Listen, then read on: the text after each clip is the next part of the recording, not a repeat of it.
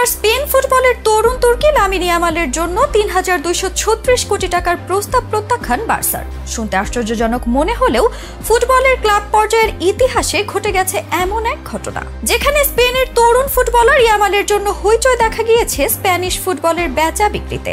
বিগত কয়েক দশকের ফুটবল ইতিহাসে যেভাবে লিওনেল মেসি এবং ক্রিস্টিয়ানো রোনালদোদের রাজত্ব এবং দাপট চলেছে টানা কয়েক বছর ধরে, সেই দাপটের সামনে এবার নতুন এক প্লেয়ারের নাম লামিন ইয়ামাল।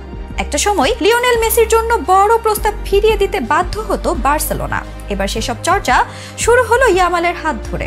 ক্লাব ফুটবল ইতিহাসে যে কয়টি দল সবচেয়ে সফল এবং ধারাবাহিকতা বজায় রেখেছে তাদের মধ্যে অন্যতম প্রধান ও শক্তিশালী দলের নাম বার্সেলোনা। কাতালান শিবিরের হয়ে জীবনের সবচেয়ে রঙিন এবং প্রাণবন্ত সময় কাটিয়েছেন মেসি।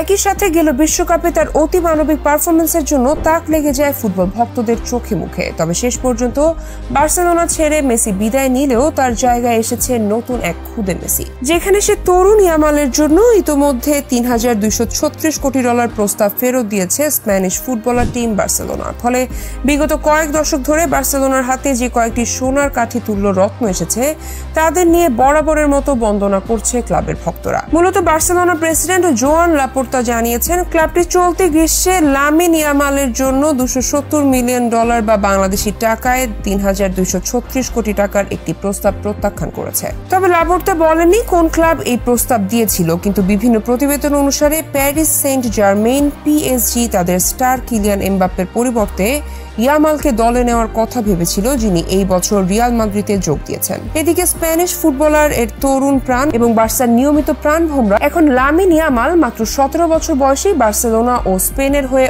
অসাধারণ পারফরমেন্স করেছেন। 2023 সালে 15 বছর বয়সে বার্সার হয়ে আত্মপ্রকাশ করা এই তরুণ ইতিমধ্যে 60টিরও বেশি ম্যাচ খেলেছেন এবং সামার ইউরোপিয়ান চ্যাম্পিয়নশিপ জয়ে স্পেনের হয়ে গুরুত্বপূর্ণ ভূমিকা পালন করেছেন। লাপোর্তা বার্সার কয়েকজন খেলোয়াড়কে ছাড়ার সিদ্ধান্ত নিয়ে আসা সমালোচককে প্রতিহত করেছেন। এসব প্রস্তাব প্রসঙ্গে তার দাবি, অনেকেই মনে করেন যে আমরা আর্থিক সমস্যার কারণে খেলোয়াড়দের বিক্রি করেছি, কিন্তু এটি সঠিক নয়। আমরা ক্রীড়া সংক্রান্ত কারণেই খেলোয়াড়দের ছেড়েছি। এছাড়াও বার্সা বসের মতে একটি ক্লাব 250 মিলিয়ন ইউরো দিয়ে লামিনকে কেনার প্রস্তাব দিয়েছিল, কিন্তু আমি সেই প্রস্তাব ফিরিয়ে দিয়েছি।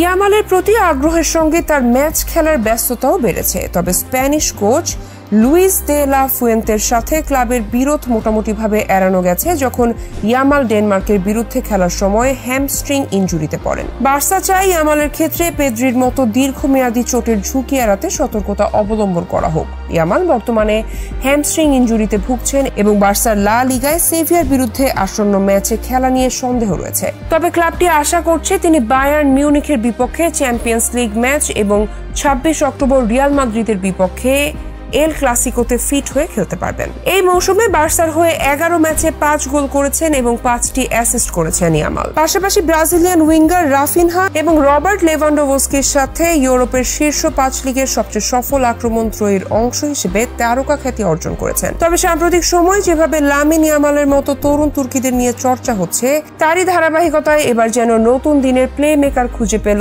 জাভি ইনিয়েস্তার উত্তরসূরিরা।